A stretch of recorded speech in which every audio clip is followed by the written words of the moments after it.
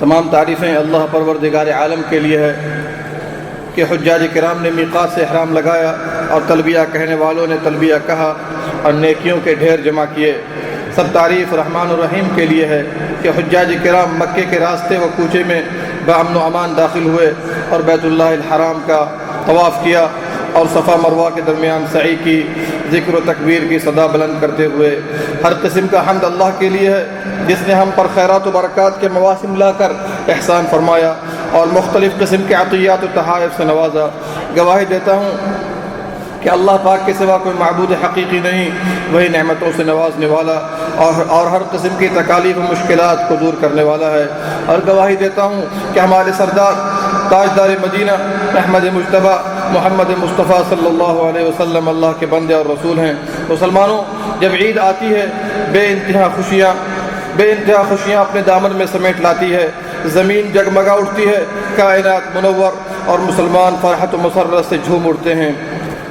سب سے بڑی مسرت یہ ہوتی ہے کہ اہل ایمان رب کو راضی کر کے دیدار الہی کا پروانہ حاصل کرتے ہیں اور رب کریم کی اطاعت و فرما برداری اور عمل و احسان میں سبقت کر چکے ہوتے ہیں اور آئندہ بھی اسی کا وعدہ کرتے ہیں۔ اللہ کے بندو، آپ کو عید الاضحیٰ مبارک ہو، جو کہ سال بھر میں اہل ایمان کی دوسری و آخری عید ہوتی ہے، جبکہ وہ پہلی عید الفطر کو رخصت کر چکے ہوتے ہیں۔ یہ وہ عید ہے جس میں تقرب الہی کے لیے جانوروں کے بے انتہا خون بہائے جاتے ہیں اور غریبوں و دوستوں کے ساتھ احسان کے ذریعے دل جمعی کرتے ہیں۔ حجاج کرام مقامات مقدسہ میں گریہ وزاری، عاجزی و انکساری اور آہ و بکا کرتے ہیں، رب کی رحمت و مغفرت اور کرم و رضا کی امید کرتے ہیں، اور ہمارا رب رحیم و تواب ان کے لیے رحمتوں کے دروازے کھولتا، توبہ قبول کرتا، گردنوں کو جہنم سے آزاد کرتا اور محتاجین کو نوازتا ہے۔ پاک ہے وہ ذات جس کے لیے ہر چیز جھک گئی، ستھرا ہے وہ ذات جس کے لیے ہر چیز مٹی ہو گئی۔ اللہ کے لیے جو جھکتا ہے وہ اسے اٹھاتا ہے، اور جو اس کے سامنے تکبر و غرور سے پیش آتا ہے وہ اسے ذلیل کر دیتا ہے۔ اے اللہ، ہمیں اطاعت و عبادت کے ذریعے بلند فرما، اپنی قرب و خشیت کے ذریعے عزت سے نواز، اپنی رحمت میں داخل فرما، تو سب سے بڑا رحم کرنے والا ہے۔ بھائیو، ہر گناہ سے توبہ کریں، رب کی طرف جھکیں، اسی کی عبادت کریں، مخلوقات سے لا تعلق ہو کر رب سے تعلق قائم کریں۔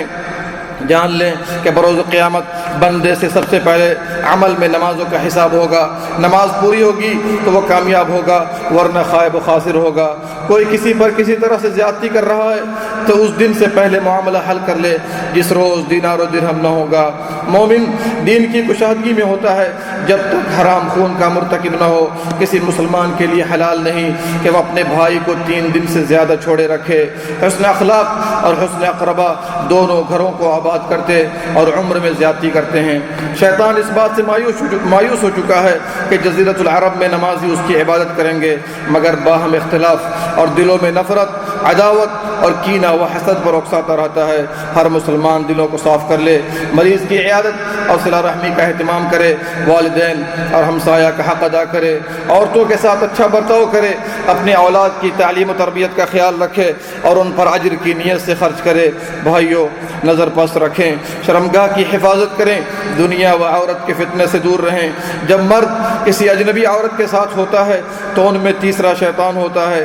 بے پردہ اور خوشبو زینت سے معطر عورت جو مردوں کو زینت و لباس سے فتنے میں ڈالے وہ جہنمی ہے۔